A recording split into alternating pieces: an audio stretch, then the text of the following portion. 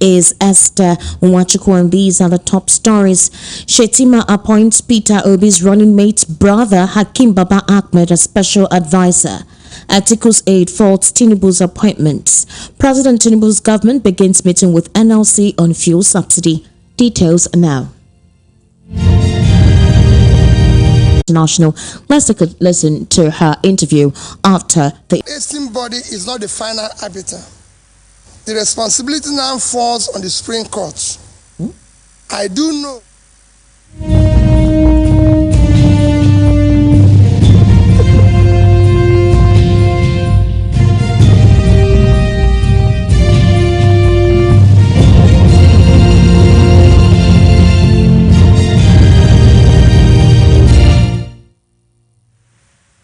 Before, this team is a divinely revealed personally to me when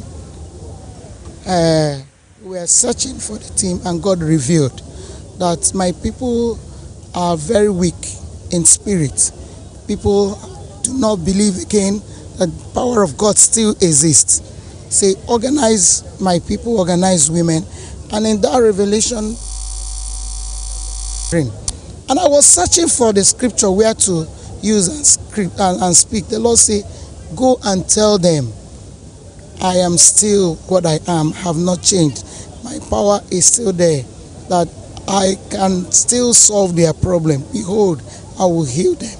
So that is where the theme of this conference came. So this all my expectations have been met, because in every gathering of the believers,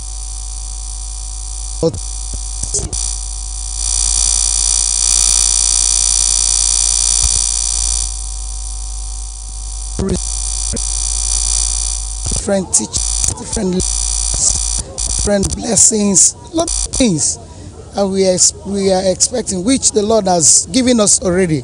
So we are heavily loaded with the sound word of God, with lectures from health, and then lectures from finance unit. So we are heavily loaded, and the expectation is that the women will come and go home safely. And I feel overwhelmed with great joy. In fact, I cannot describe the way I feel, because like I said before, God did a lot. Enemy tried especially to stop me from coming to this conference, which I cannot be able to say, but God in His infinite mercy made it possible for me to be here. We did not record any tragedy, any casualty, or any kind of armed robbery attack or anything, kidnapping, no. But we recorded blessings, we recorded miracles, we recorded great testimonies. So I'm very happy. I'm overwhelmed with joy, and I want to say thank you for all that you did in this conference, on behalf of the women of Christ Holy Church, and on behalf of the church, and on behalf of the Christians all over the world. Because what we are doing here, not just to our own benefit, but what will benefit the entire world. We are here to pray for everyone, not only for Christ Holy Church, but to the whole world.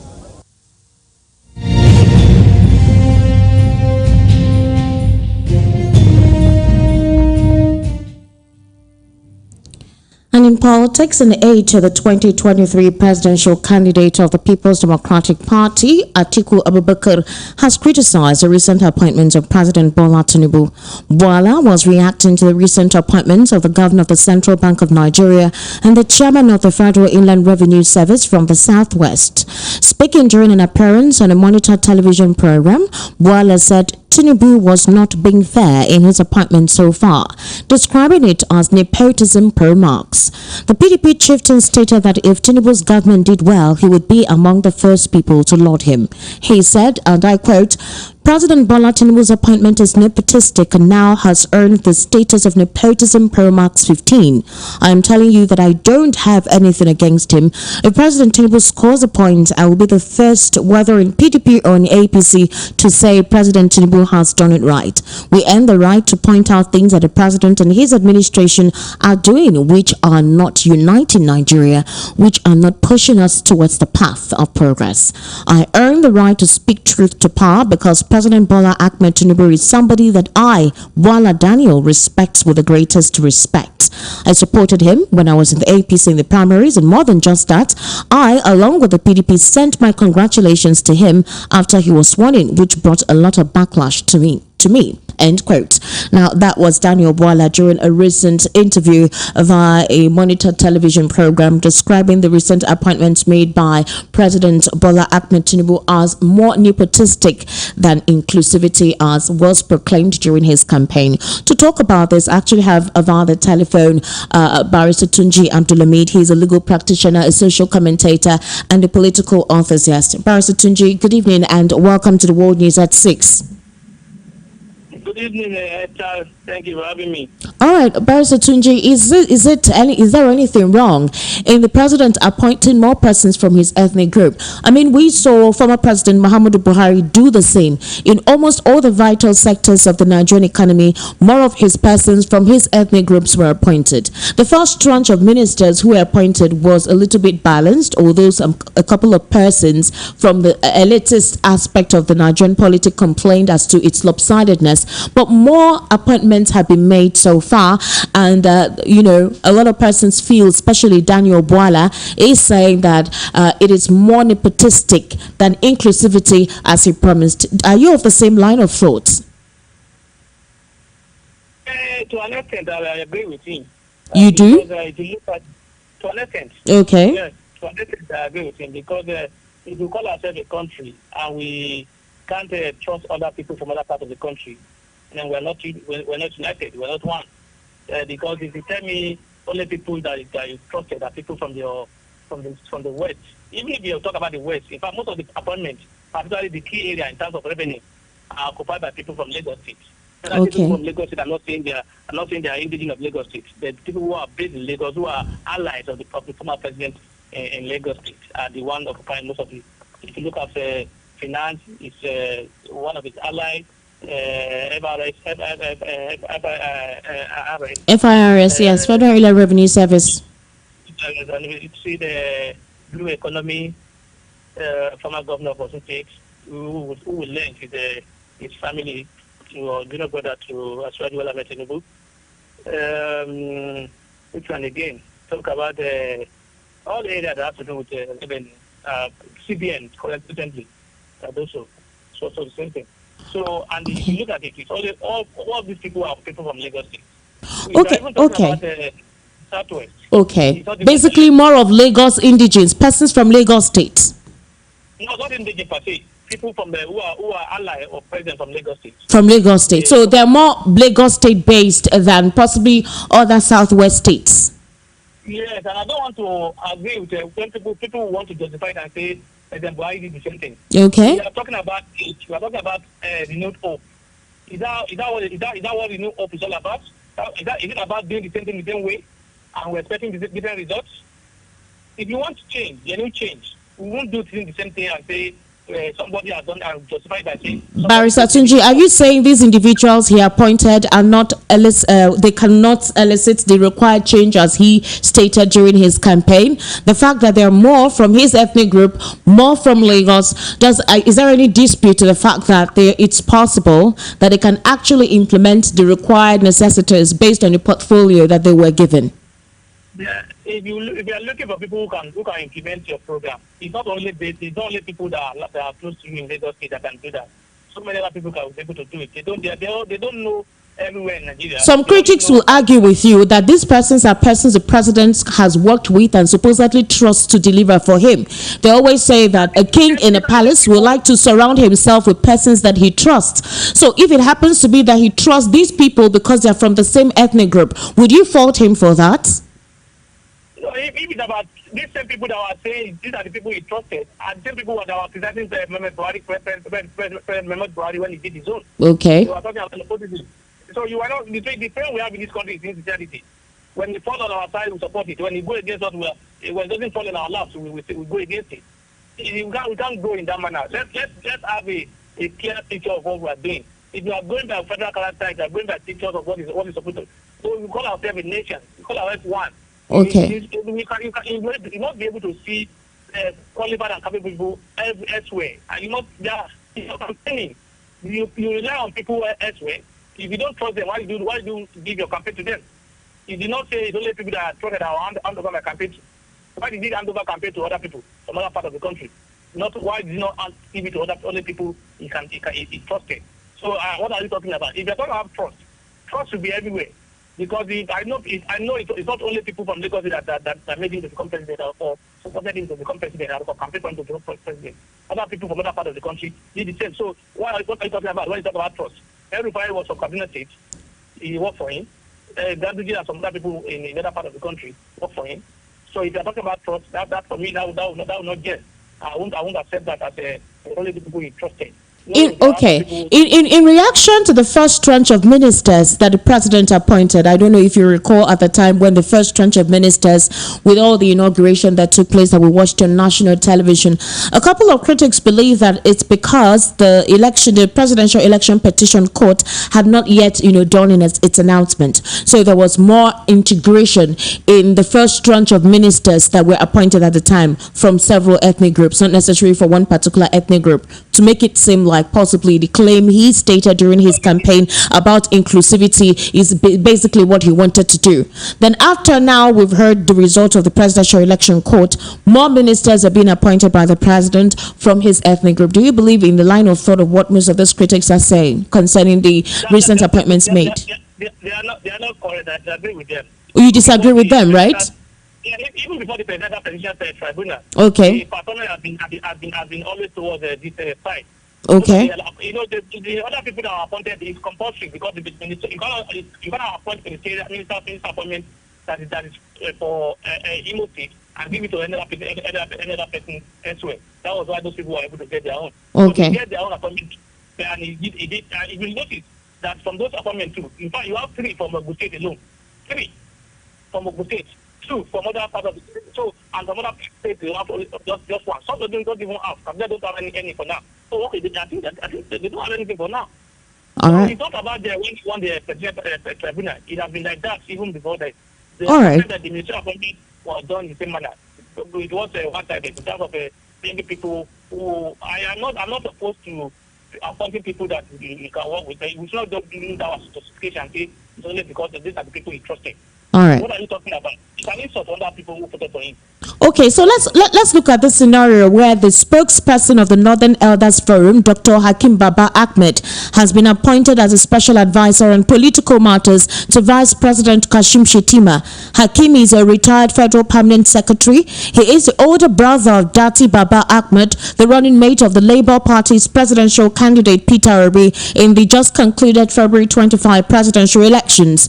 Hakim Baba Ahmed, who made the announcement of his new appointment via a post on X, formerly Twitter, today, said he can no longer sit on the fence when he can be part of the system to contribute his quota to national development. He expressed his eagerness to contribute to the nation's development in his capacity as special advisor on political matters to the vice president. And this is what he wrote on his X account. He says, "It is time to make it public that I have accepted the call to serve as special advisor political to the VP."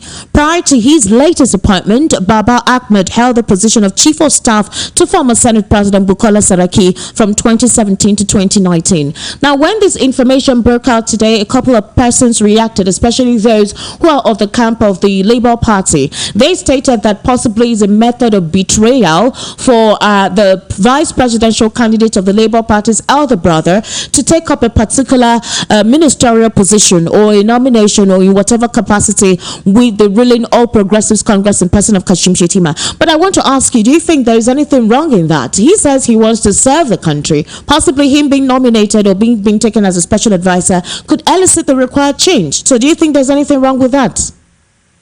There is nothing wrong in that, and for me, I don't think it's a betrayal because he was not a member of he was not officially a member of the Labour Party. All right. He's not a member of the Labour Party. He's not a supporter of I think he's a supporter of the deputy vice president candidate of the Labour Party. That will not deprive him from taking that position. He wants to take it. Governor Wike said he's a member of the PDP. He's working in the APC government now. No, we saw how Governor Wike's own actually happened. We saw how he how they were fracturing the unity of the party record before he distanced himself. So a couple of persons are not surprised with what Wike did. But with Babadati Ahmed, who is the vice presidential candidate of the Labour Party, do you think this stance or this appointment given to his brother was deliberate by Kashim Shettima? Yeah, it may be a political gimmick to corner some people from their side. But like I said, I am aware that Dr. Ahmed did not declare for himself as a member of Labour Party, and he's also a strong critic of APC. I know of that. He did not say that I'm a member of the Labour Party and I'm speaking for Labour Party or I'm criticizing the government because my brother is a presidential candidate. For me, I don't see anything bad in it. But for me, the only thing I see is that look, the APC are trying to bring all of the opposition on board. Some people that they believe have a strong voice in some other area because the government is I think is a spokesperson for Northern Forum. So with that, they want to capture that group as well. So this should not be a prerequisite, actually. This should not be a prerequisite for criticism from either the Labour Party or opposition parties for him accepting this appointment.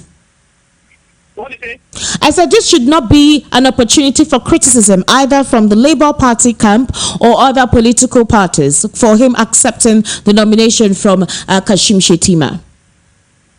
No, they can't. You want to criticize, you can criticize him. He has a choice to make whether to accept or not because he did not say, I am a member of Labour Party, I am a member of PDP, or I will never take appointment. Even those who say they will never take appointment as a minister, they are today a minister and they are enjoying it. Do you think this will create any means of distrust towards the vice presidential candidate of the Labour Party? Do you think he may be looked at skeptically after this particular, exposition or this appointment given to his elder brother?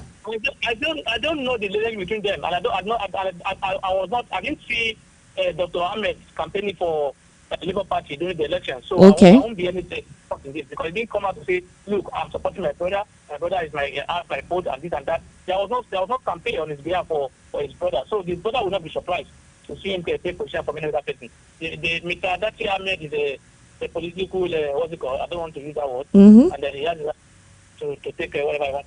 He needs the appointment better to assist nobody.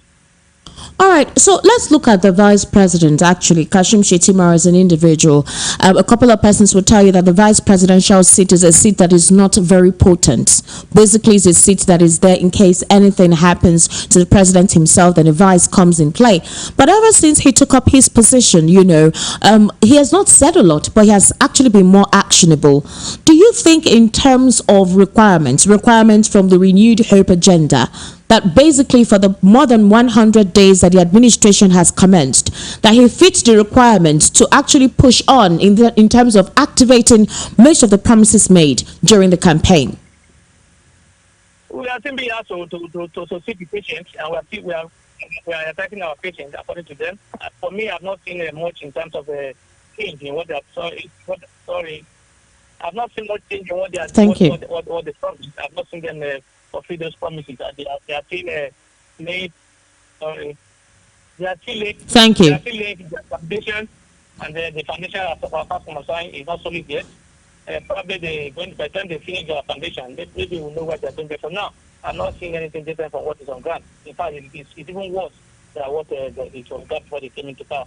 And today, I'm even surprised.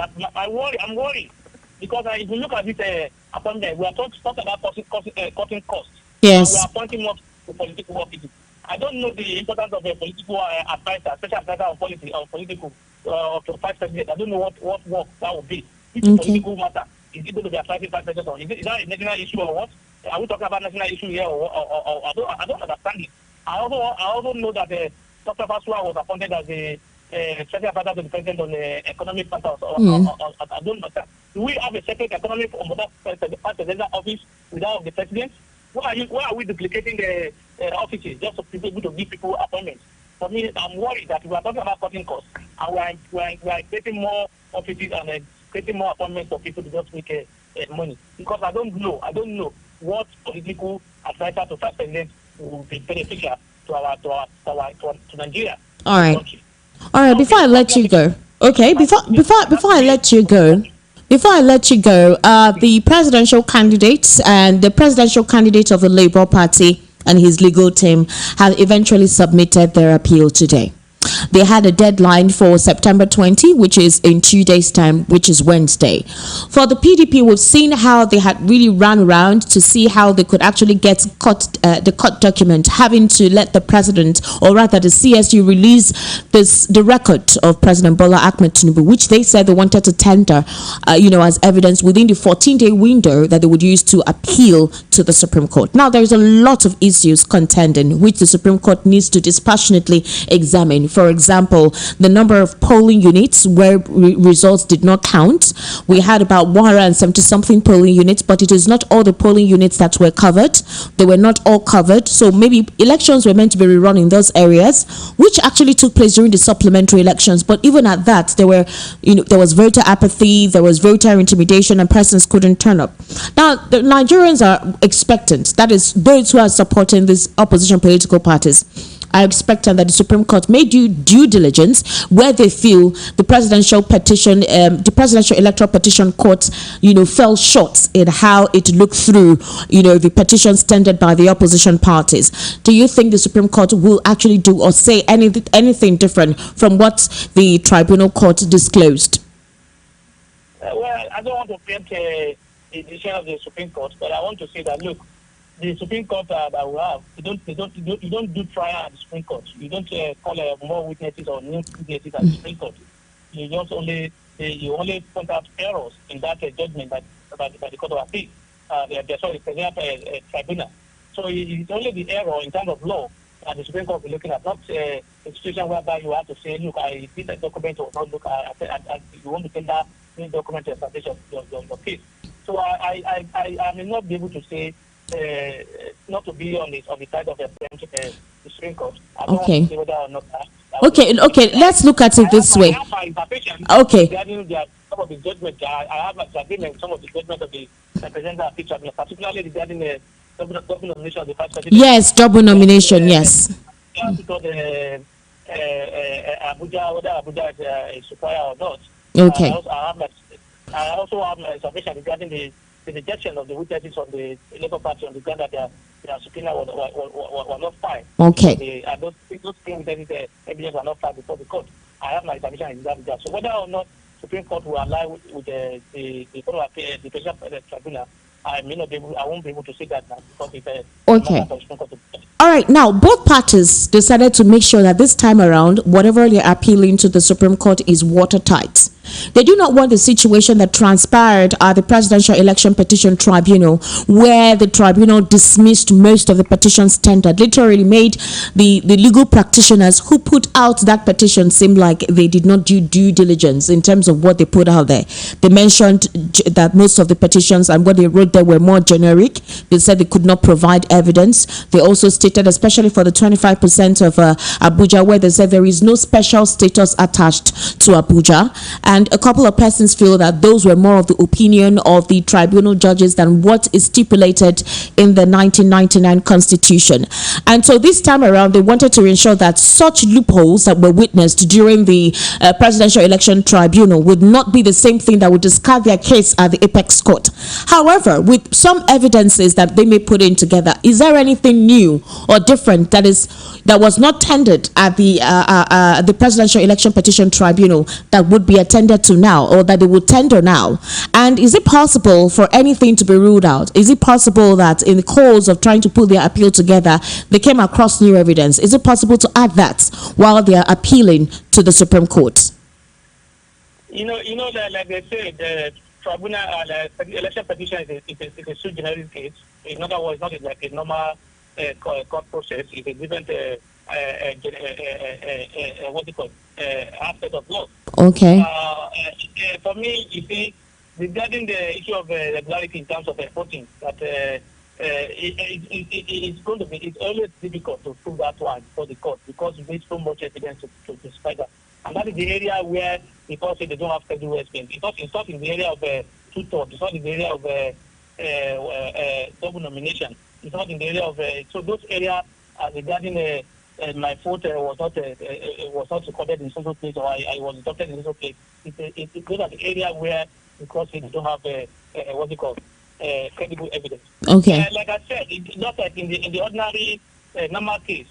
You can at the Supreme Court if you have a new fresh evidence, you can bring it up and then seek leave of the court. All right. Do that. Okay. In this circumstance, it may be difficult for you to do this one, this instance, because they tell you once you file your appeal, you may not be able to raise a new issue because of the nature of election petition. Okay. So the area that look at whether or not the Supreme Court will agree with them. All right. All right, Barrister Tunji Abdulami, thank you so much for you giving your intellectual input on the world news at 6 right here on VOP 90.3 FM. I sincerely do appreciate you. Thank you for having me. It's my pleasure to be with you. All right. Elsewhere, the meeting between the Nigeria Labour Congress and the President Bola Ahmed Tinubu-led federal government has begun in Abuja. The meeting is aimed at halting organized labor's planned strike over fuel subsidy removal and the hardship in the country. In his remarks, the Minister of Labour and Employment, Simon Lalong, said that past industrial actions by labour unions have had adverse effects on the country's economy. He stated this in his remarks at the scheduled meeting with the leaders of the Nigerian Labour Congress in an effort to stop them from embarking on another industrial action which will commence on Monday. The minister promised to partner with Labour to address the demands of the labour unions in a just and balanced way and appealed to the labour leaders to be realistic and frank in the discussions. To wrap up the world news at 6, here again are the top stories. You heard that Shetima appoints Peter Obi's running mate's brother, Hakim Baba Ahmed, as special advisor. Articles 8 faults Tinubu's appointments, and President Tinubu government begins meeting with NLC on fuel subsidy. That is a wrap on the world news at 6 right here in Voice of the People 90.3 FM. My name is Esther Wachuku. Good afternoon and thank you for staying with us.